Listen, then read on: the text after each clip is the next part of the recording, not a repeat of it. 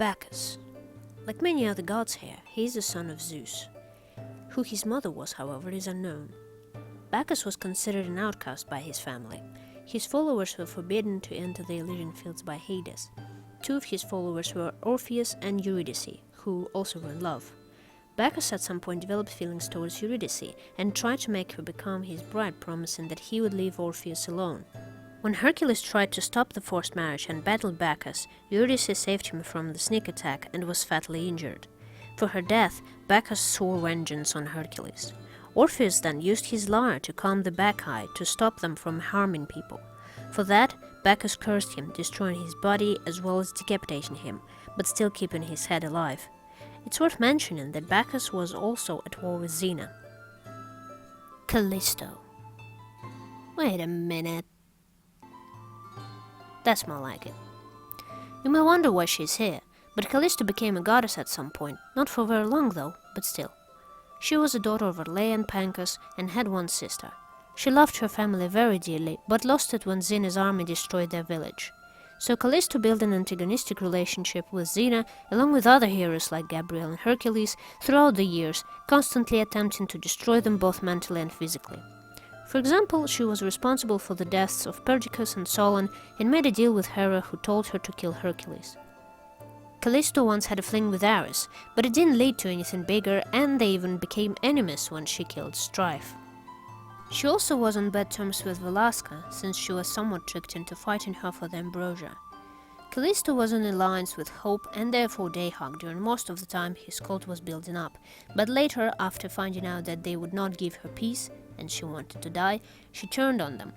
In the end, though she was no longer a goddess but a guardian angel, she joined forces with Eli to bring Xena and Gabrielle back to life. Callisto also was kind of responsible for the birth of Eve. Yeah, it's complicated. Anyway, let's continue with Celesta. We can't be sure, but it is possible that her father was Cronus and mother Rhea, since she consistently refers to Hades as her brother.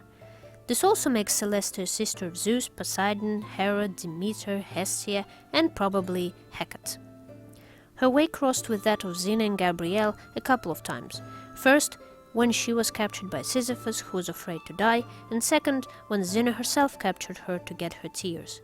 However, their relationships were never hostile. When Athena demanded that Celesta kill Eve, they later refused, saying that it was not Eve's time. With Hercules, Celesta also met twice, and during both their encounters she expressed an almost maternal fondness for Hercules and told him that she and many other Olympians were proud of him. Next up is Charon.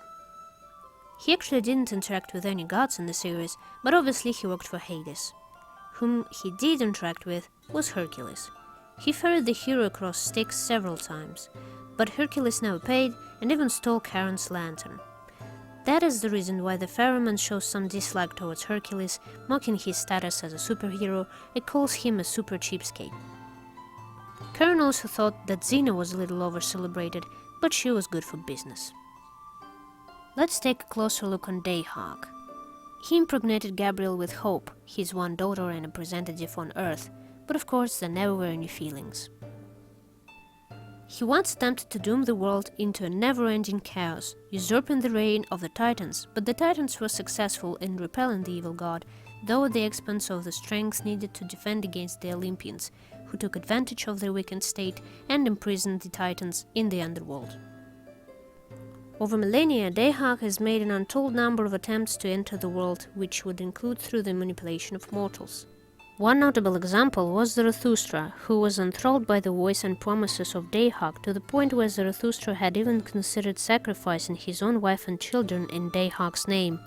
However, when Zarathustra could not bring himself to harm his family and continue on the path of evil, Dahak punished him by killing his family and cursed Zarathustra with immortality so that he would never be free from the memories of his deeds leading to his family's death. Dahak battled against the gods of Sumeria, who were able to keep him at bay. King Gilgamesh blamed his father Ra for allowing his wife and child to be killed during the battle with Dahak, and secretly became a follower of the one evil god, and later was killed by Hercules. After taking Iolaus' soul as a prisoner, For a while, Dahak walked the earth in his body, but in the end Hercules and Iolaus managed to fight the evil god and defeat him. Deimos. He is the cousin of Strife and Discord. After Strife's death, Deimos and Discord competed for Ares' affections and the position of the war god's second in command. Deimos even once tried to find the Kronos stone and surpass all gods, even Zeus. Deimos seems to be quite perverted from the way he treats Amazons and talks to Aphrodite while knowing that she loves Hephaestus. Deimos also joined the Olympians in a desperate attempt to kill Eve. Hercules seems to know Deimos' schemes and mannerisms quite well and can easily detect the god's presence just by the exceptionally annoying laugh he has. Demeter is the mother of Persephone and at first did not approve her relationship with Hades, which makes sense since Hades is Persephone's uncle, but whatever. Thanks to Hercules, they made up a deal wherein Persephone would spend half the year in the underworld with Hades and half with Demeter.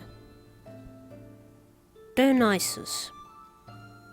He was never shown on screen, but was mentioned at least in one episode of Hercules' Legendary Journeys. All we know is he is the son of Zeus, and Hercules has a relatively positive opinion of him, saying that I guess that old lush isn't as bad as most of the gods. Next one is Discord. Her father is Zeus, and Hera seems to be her mother. Discord often helps Ares in his plans against Hercules. She became a thorn in Xena's side when Ares gave her the opportunity to be the goddess of divine retribution after Nemesis was punished by Hera for refusing to kill Hercules and lost her divine powers. But Discord hated this job and later returned her original title. During the Twilight of the Gods, she joined the other Olympians in an attempt to kill Xena and her daughter Eve, for the first time breaking with Ares, who held back because of his feelings for the warrior princess.